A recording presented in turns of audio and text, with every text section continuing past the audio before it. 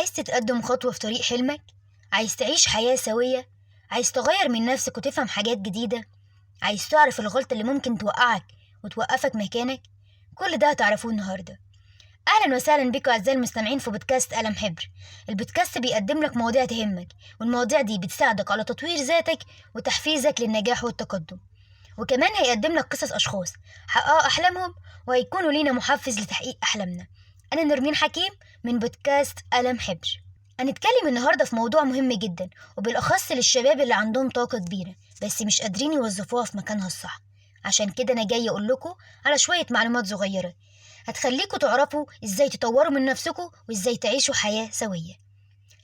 أول خطوة حب الذات، إنك تحب نفسك، تحب الهيئة اللي أنت عليها، وما تحاولش تكره نفسك حتى لو كان سبب في شكلك أو عيب فيك. عايزة أقولك على حاجة، حاول تفكر دايما إن مفيش شخص كامل، وقول لنفسك مش لازم أكون كامل عشان أكون مقبول، ممكن أحب نفسي واحترمها وأقدرها، بكده هكون مقبول عند نفسي وعند الناس. يعني اقبل فكرة إنك شخص جميل مهما كانت عيوبه. قيم نفسك إنك شخص مميز تقدر تعمل حاجات بشكل أفضل، وأهم حاجة إنك تحب نفسك وتقدرها. تاني خطوة اغفر لنفسك وما تندمش. ما تحملش نفسك في وطئتها، ما تحاولش تفتكر في حاجات قديمة تخليك تثبت في مكانك أو توقفك عن أحلامك. اغفر لنفسك عشان تقدر تغفر للي حواليك وتقدر تعيش حياة سوية، لأنك لو ما غفرتش لنفسك استحالة تقدر تغفر اللي غلط فيك. اوعى في يوم تلوم نفسك على حاجة حصلت في الماضي، لأنها حصلت خلاص وانت ما تقدرش تغير فيها حاجة. ونصيحة مني، اللي ما تقدرش تغيره ما تندمش عليه، لأنك هتتعب في لومك لنفسك طول الوقت. تالت خطوة وهي اعتذر، وهي إنك لو غلطت اعتذر وما تحملش اللي حواليك أخطائك، إنك ترمي المسؤولية على غيرك، وفعلا بالشكل ده مش هتقدر تحسن من نفسك. اعتذر لو أسأت لحد، واوعى تقول جملة أنا ما بعتذرش لحد، دي غلطة كبيرة اوعى تقع فيها.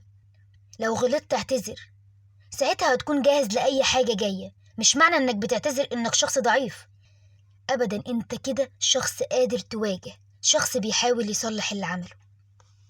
رابع خطوة حط لنفسك أهداف. ما تحاولش تخلي حياتك فاضية ملهاش أي هدف أو معنى. لو عايز تطور من نفسك حدد أهداف تعيش علشانها، حتى لو كل شوية بتقع. خطط وهتفشل، خطط هتكسل، بس في الآخر هتقف من تاني. خطط لحلمك وأهدافك حتى لو كل شوية بتقع. قوم ونظف حلمك وابدأ من جديد. الحياة من غير أحلام زي الشخص من غير روح.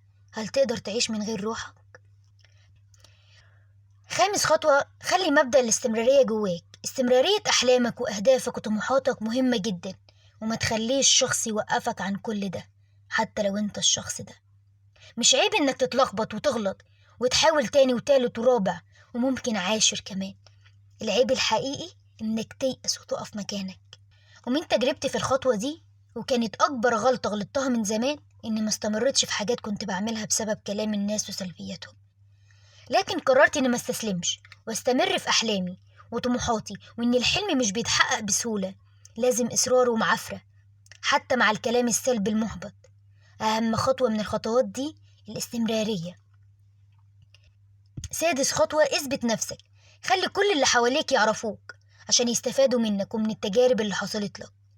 الاستفادة الحقيقية إنك عايز تساعد الناس وتقدم لهم شيء مفيد يقدروا يرجعوا له بعدين. سابع خطوة وهي المحبة. المحبة في كل حاجة بتعملها، محبتك لنفسك، محبتك لأحلامك، ومحبتك للي حواليك، محبتك لشغلك، ومحبتك لقربك من ربنا. تامن خطوة وهي الاستعداد النفسي عشان تحقق حلمك. استعد، جهز نفسك وأدواتك وأحلامك وأهدافك عشان تبدأ. استعد وقول لنفسك أنا هقدر أعمل كده.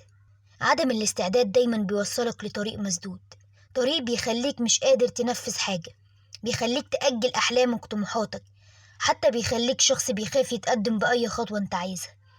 استعد وقود معركتك بنفسك، لأنك لو وقفت في ناس تانية هتاخد حلمك وهتحققه هي. لو عجبك البودكاست النهاردة ما تنسوش تقولولي رأيكم وحابين نتكلم في ايه المرات الجاية، وما تنسوش تعملوا لايك لو كنتوا بتسمعوني من اليوتيوب، وتشتركوا في القناة عشان في حلقات كتيرة جاية هتفيدكم. كانت معكم نرمين حكيم من بودكاست قلم حبر.